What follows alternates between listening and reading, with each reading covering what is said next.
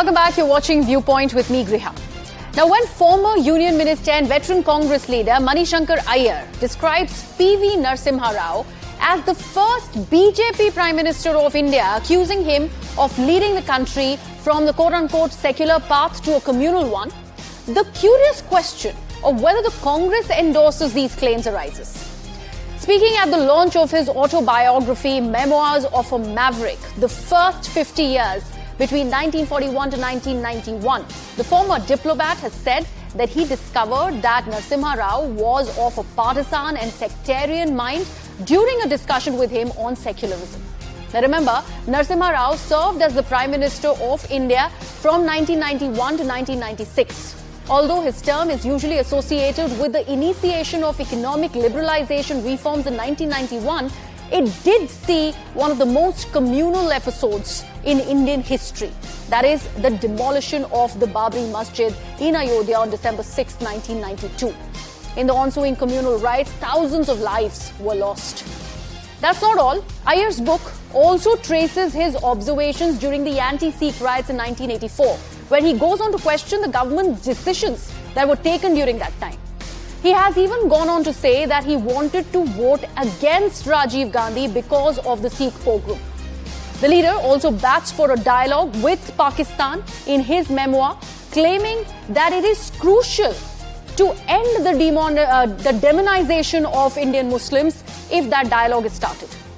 But when it is about the uncloaked remarks against a former Congress Prime Minister, and that too in the presence of Sonia Gandhi, how big of a self-goal would that be for the Congress?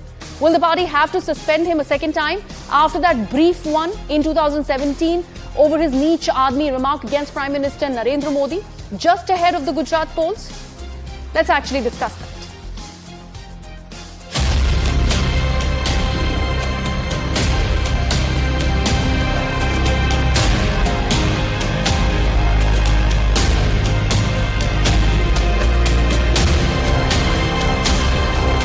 How Hindu-oriented PV Narasimha Rao was, and it foreshadowed how he would be sitting doing puja while the Babri Masjid was brought down. The first BJP Prime Minister of India was not Atal Bihari Vajpayee. The first BJP Prime Minister was Narasimha Rao.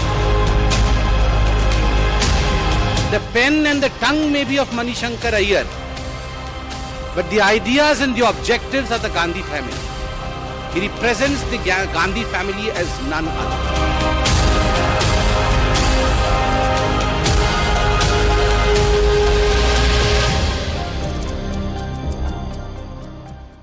Now, what has happened after these statements were made by Shankar Aiyar? The BJP, of course, has come out all guns blazing at Aiyar, calling him a quote-unquote habitual offender. In fact, the BJP also goes on to allege that Shankar Aiyar is a crown jewel of the Gandhi family, and his comments really reflect the Congress's mindset. But before we delve deeper into those charges that have been made by the Bharatiya Janata Party, here's a timeline of events when Shankar Aiyar has shot from his mouth. If we take a look at the last year, 2022, he has hurled the Tukde jibe at the Sangh Parivar. He has gone on to claim that because of the Sangh Parivar, India is being divided on the basis of caste, creed and religion. 2018, he says that I get more love in Pakistan and hatred in India, once again showing his love for the neighbouring nation as opposed to his own country. 2017, he goes on to call Prime Minister Narendra Modi a Neech Aadmi. Probably that was one comment that cost the Congress heavily as far as the Gujarat polls are concerned. And of course, he was suspended from the party after that jibe. 2015, he asks Pakistan to remove Modi for the talks to resume between the two countries. I wonder how is Pakistan going to be instrumental in removing Prime Minister Narendra Modi from India, but that was the comment that Shankar had made that time. 2014, he ends up once again mocking Prime Minister Narendra Modi with the Chai Wala Baat, which he has been known to do as far as his association and his love-hate relationship with Prime Minister Narendra Modi is concerned. Let me now open this up for debate on the broadcast. Anila Singh and George Kurian continue to remain with us on the broadcast. NV Subhash, who is the grandson of the late PV Narasimha Rao, is also going to be joining us in a short while from now. But George Kurian, let me begin with you. Why make this comment in the first place? And is that the reason why the Congress party is avoiding this debate as well, considering this is a self-goal once again by a senior Congress leader? Well, Graha, not really. I'm not here to defend Shankar Aiyar. He's free to talk about the series of events that has taken place in the past, but because he's launching his autobiography and the 50 years of from 1941 to 91. So I strongly believe that if there was any kind of a truth in what Mr. Aiyar is proclaiming at this point in time, he should have completed with his yatra, which he was supposed to start from Rameshwaram to Ayodhya. Why did he stop?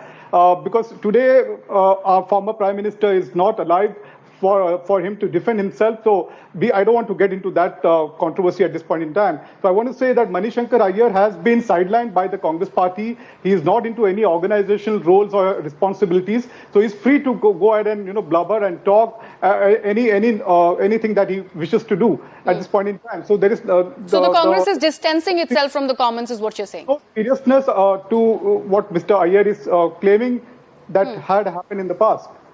No, so is the Congress distancing itself? How do you feel the sentiments are within the Congress party over these comments?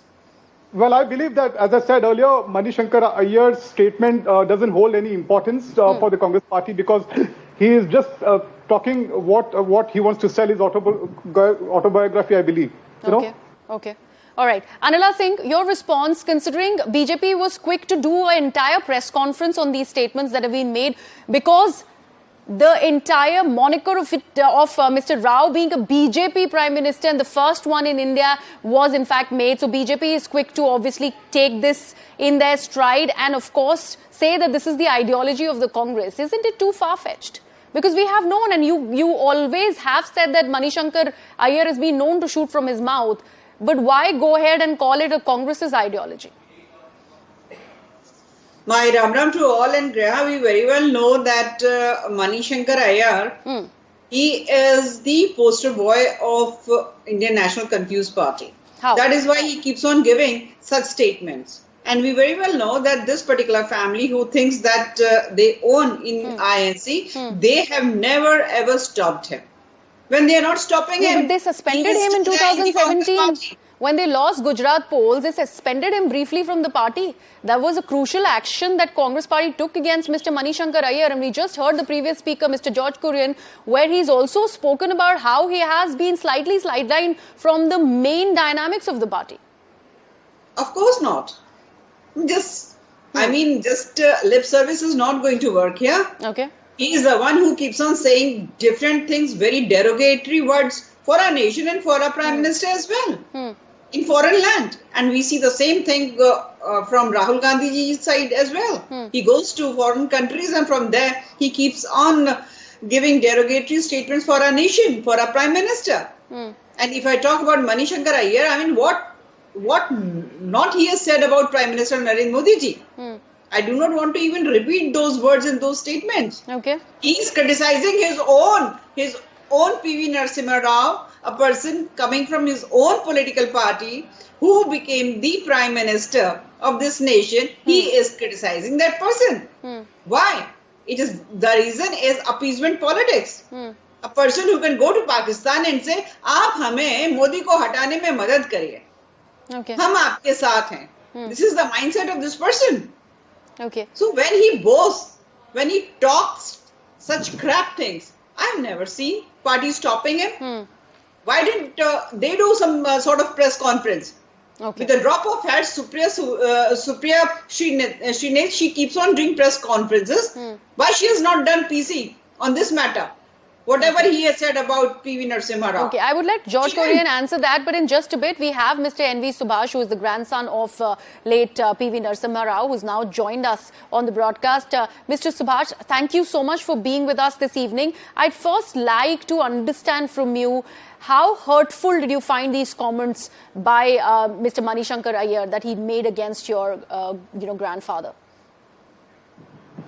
So the Congress party has always the agenda just to defame their own the leaders. You can see that from past many years, from 1947 till 1991, many of the Congress leaders who have really sacrificed their entire life for the benefit of the party and for the people of this country, the veterans especially, they have been ignored or deliberately ignored on that. So as far as Mr. Narasimha Rao is concerned, he was the first Prime Minister away from the Gandhi family, and then he was never a puppet like Dr. Manmohan Singh. He never listened to that. He wanted to do something better for the whole country. So there is nothing just wrong in it.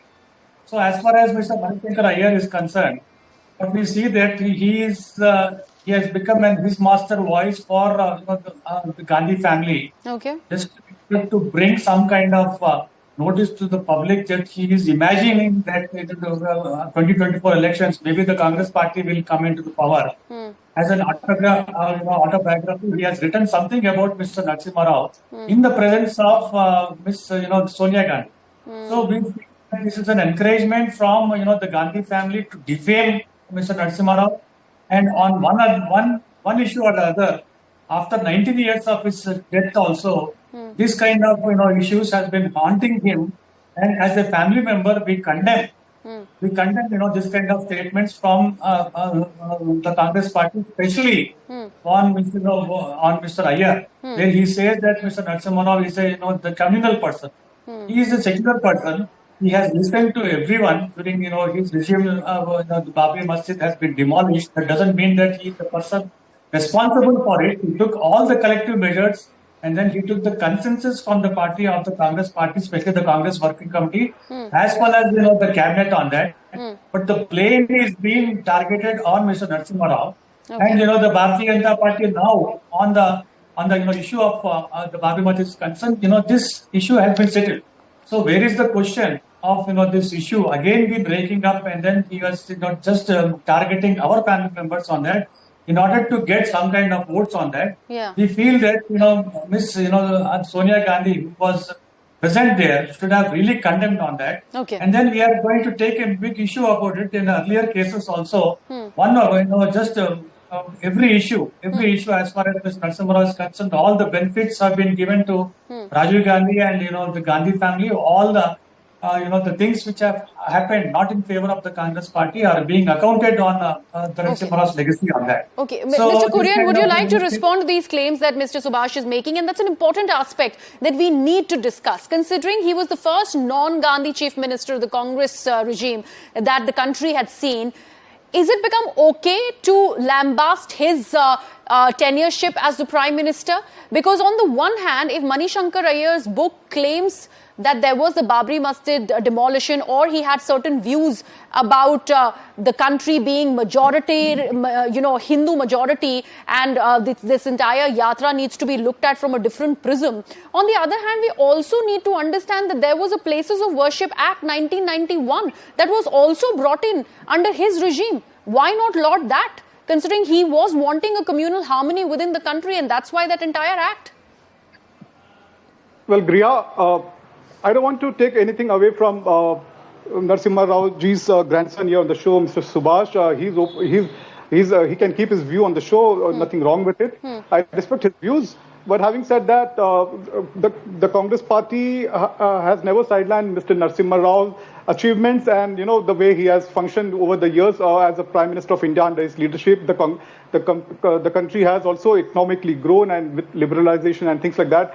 And so I strongly believe that there is no need for the Congress party to do a press conference, as Ms. Anila Singh is saying on the show, because we don't give any much importance to Mr. Mani Shankar Aiyar. You all know that, he's not holding any organizational roles or position within the party.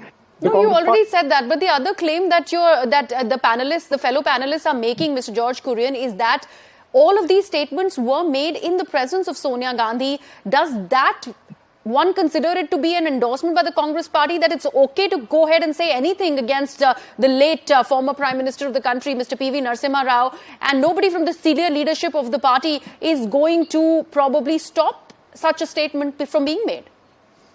Well, let me make it very clear to your audience that whatever Mani Shankar Aiyar is actually going on talking about his autobiography, he's not talking on behest of the Congress party or the Gandhi family. Let me make it very clear on the show. Yeah, those are his views.